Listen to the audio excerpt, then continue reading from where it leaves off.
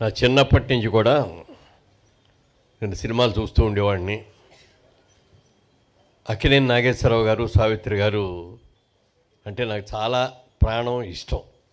వారిద్దరూ కలిసి నటించిన సినిమా వచ్చిందంటే మొదటి రోజు మ్యాట్ని ఫస్ట్ షో వెళ్ళి చూడాల్సిందే. ఆ రోజులో సినిమా ఒకసారి చూడటానికే డబ్బులు ఇచ్చేవారు. సావిత్రి గారు, నాగేశ్వరరావు గారు నా సినిమాకి 2 సార్లు 3 సార్లు కూడా చూసిన సందర్భాలు అనేకం. అంత మంచి సావిత్రి గారిని జీవితంలో ఒక్కసారన్నా నేను కలుసుకోగలనా, ఒక్కసారన్నా ఆవిడతో ఫోటో దిగ్గలనా, ఒక్కసారన్నా ఆవిడకి షేక్ హ్యాండ్ ఇవ్వగలనా అని అనుకునేవాడిని. నా అదృష్టం బాగుండి నేను నటుడినయ్యి 7-8 సినిమాల్లో ఆవిడతో కలిసి నటించే అదృష్టం నాకు కలిగింది. అన్ని చిత్రాల్లో కూడా ఆవిడ నాకు తల్లిగా యాక్ట్ చేశారు.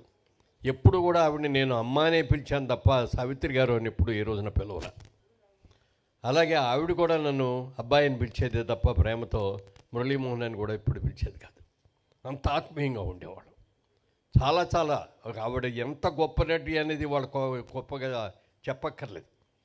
ఇక ఆవిడ తర్వాత అలాంటి నటీమణి రాలేదు అన్న కూడా అది అతిశయోక్తి కాదు.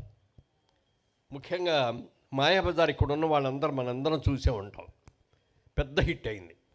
ఆ సినిమా రిలీజ్ అయిన తర్వాత ఈ సినిమాలో హీరో ఎవరో అని ఒక చర్చ జరిగిందట. అక్కినేని నాగేశ్వరరావు గారు అన్నారంట, హీరో అంటే హీరో హీరోయిన్లు కలిపి డ్యూయట్లో ఉన్నది ఎవరైతే వాళ్ళే హీరో, ఈ సినిమాలో నేనే హీరో అన్నారంట ఆయన. ఎన్టీ రామారావు గారు వచ్చి నేను కృష్ణుడు వేషం వేసా, కథంతా నడిపించేది నేనే హీరో అన్నారంట. ఎస్వి రంగారావు గారు వచ్చి అసలు సెకండ్ హాఫ్లో ఘటోద్గడు వచ్చాడు కానించి అసలు సినిమా లేచింది, ఆ సినిమాకి హీరో నేను అన్నా అంట. అప్పుడు పెద్ద మనిషి అన్నారంట, మీరెవ్వరూ హీరోలు కాదయ్యా ఈ సినిమాలో, హీరో హీరోయిన్లు 2 కూడా సావిత్రి అనయ్యా. ఆవిడ మాయా ఘటోద్గజుడు స్త్రీ రూపంలో ఉన్నప్పుడు చేసిన నటన దాని హైలైటు. ఆవిడ నిజమైన హీరో అని చెప్పి అన్నారట. అలా ఒక గొప్ప నటి. ఆవిడతో నాకున్న అనుబంధం నేను జీవితంలో మర్చిపోలేనిది. చాలా నేర్చుకున్నాను ఆవిడ దగ్గర కూడా. ఒకసారి చేసిన భాషల సినిమా మైసూర్లో షూటింగ్ జరుగుతుంటే ఆ షూటింగ్ చేసి నేను ఈవినింగ్ ఫ్లైట్కి వెళ్ళిపోవాలి. చాళుక్య హోటల్లోకి వెళ్ళి అక్కడ లిఫ్ట్ ఆన్ చేసేటప్పుడు పైనుంచి అది కిందకు వచ్చింది. డోర్లు ఓపెన్ చేయగానే ఎదురుగా సావిత్రి గారు ఉన్నారు. తెల్లటి చీర కట్టుకొని మంచి బొట్టు అది పెట్టుకొని చాలా అందంగా ఉన్నారు. అమ్మా చాలా అందంగా ఉన్నారు అన్న. నువ్వేంటి బాబు ఇక్కడికి వచ్చావు అన్నారు. అంటే షూటింగ్ కోసం వచ్చానమ్మా, అయిపోయింది అని. మీరేంటమ్మా ఇక్కడికి వచ్చారో అన్న. నాకు రేపటి నుంచి షూటింగ్ ఉంది, ఆ షూటింగ్ కోసం వచ్చాను. అమ్మ చాలా అందంగా చాలా చక్కగా ఉన్నారు, ఇదే మెయింటైన్ చేయడమ్మా అంటే మధ్యలో కొంచెం అనారోగ్యంతో తగ్గిన తర్వాత మళ్ళీ అంత అందంగా అనిపించారు. అలాగే బాబు తప్పకుండా అని చెప్పి అన్నారు. ఇద్దరు చెప్పాం. దురదృష్టవశాత్తు ఆ రోజు రాత్రే ఆవిడ డయాబెటిక్ కోమాలోకి వెళ్ళారు. అంటే ఆవిడ డయాబెటిక్ కోమాలోకి వెళ్ళబోయే టైంలో ఆఖరిగా ఆవిడని చూడగలిగింది నేను మాత్రమే. అలాంటి మహానటి చనిపోయింది అన్న తర్వాత కూడా మేము దుఃఖాన్ని తట్టుకోలేకపోయాం. ఇక్కడే హైదరాబాద్లోనే అన్నపూర్ణ స్టూడియోలో నాగేశ్వరరావు గారు, దాసర్ గారి డైరెక్షన్లో మేము అందరం కలిసి యాక్ట్ చేస్తున్న సినిమా. అప్పుడు వార్త తెలిసింది చనిపోయారు ఆవిడ అని. తట్టుకోలేకపోయాం ముగ్గురం కూడా. దాసర్ గారు అయితే ఎప్పుడు కూడా సావిత్రి గారిని అక్క అక్క అంటారు, ఆవిడ కూడా అబ్బాయి అబ్బాయినే పిలిచేది ఆవిడ. అలాగే అక్కినేని నాగేశ్వరరావు గారు, సావిత్రి గారు ఎన్ని సినిమాలు చేశారో, ఎన్ని సూపర్ హిట్ చేశారో మీకు అందరికీ తెలుసు. మేము ముగ్గురు నిర్ణయించుకున్నప్పటికప్పుడు మనం టికెట్స్ తెప్పించేస్తాను, వెంటనే మనం ఢిల్లీ వెళ్దాం, మన చెన్నై వెళ్దాం, అంత్యక్రియల్లో మనం పాల్గొవాలి అని చెప్పి అనుకోవటం. ముగ్గురం కలిసి వెళ్ళాం అంత్యక్రియలకి. ఆవిడ అంత్యక్రియలు పూర్తి అయ్యే వరకు కూడా అక్కడే ఉండి ఆ కన్నీళ్ళు కూడా అక్కడే కార్చి మళ్ళీ అమ్మ నువ్వు ఎప్పటికీ నువ్వు చిరంజీవిగా ఉంటావు, నువ్వు ఎప్పటికీ కూడా తెలుగు సినిమా కాదు ప్రపంచ సినిమా ఏది కూడా మిమ్మల్ని మర్చిపోదు అని చెప్పి అనుకున్నాం. అలాగే అనేక అనుభవాలు ఆవిడతోటి. మహానటి. ఇవాళకి కూడా ఆవిడ చనిపోయిన తర్వాత కూడా మహానటి సినిమా వచ్చి కూడా ఆ సినిమా ఎంత సూపర్ డూపర్ హిట్ అయిందో మనందరికీ తెలుసు. అలాగే అందులో మహానటి పాత్ర వేసినటువంటి ఆ నటికి బెస్ట్ యాక్ట్రెస్గా ఎలా వచ్చిందో కూడా మనకు తెలుసు. అంత గొప్ప మహానటి వాళ్ళ ముఖ్యంగా ఈ స్టేజ్ మీద ఒకరోజు సంజయ్ కిషోర్ నా దగ్గరకు వచ్చి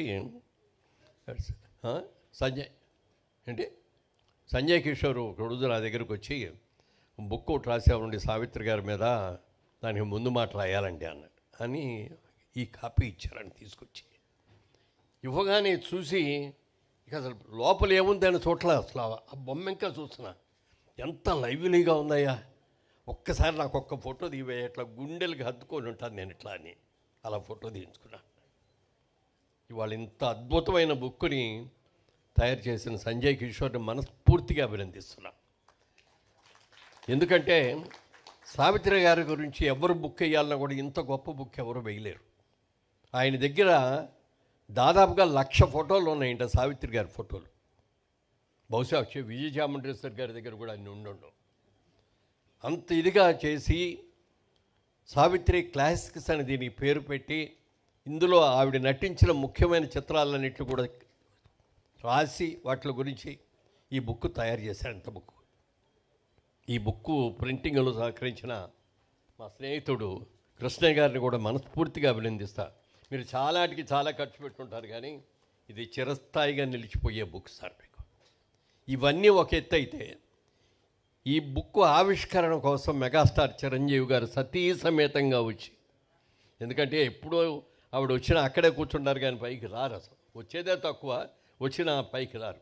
ఇవాళ సావిత్రి గారి కార్యక్రమం అనేటప్పటికి ఆవిడ కూడా ఎంతో ఉత్సాహం వచ్చి ఇంతసేపు అక్కడే కూర్చోవడం అదొక హైలైట్. అయితే ఇవాళ ప్రోగ్రాంలో హైలైట్ ఏమిటి అని చెప్తే, సురేఖ్ గారు విజయచాముండేశ్వరి గారి ఇంటర్వ్యూ ఉంది చూశారు, అద్భుతం, సూపర్.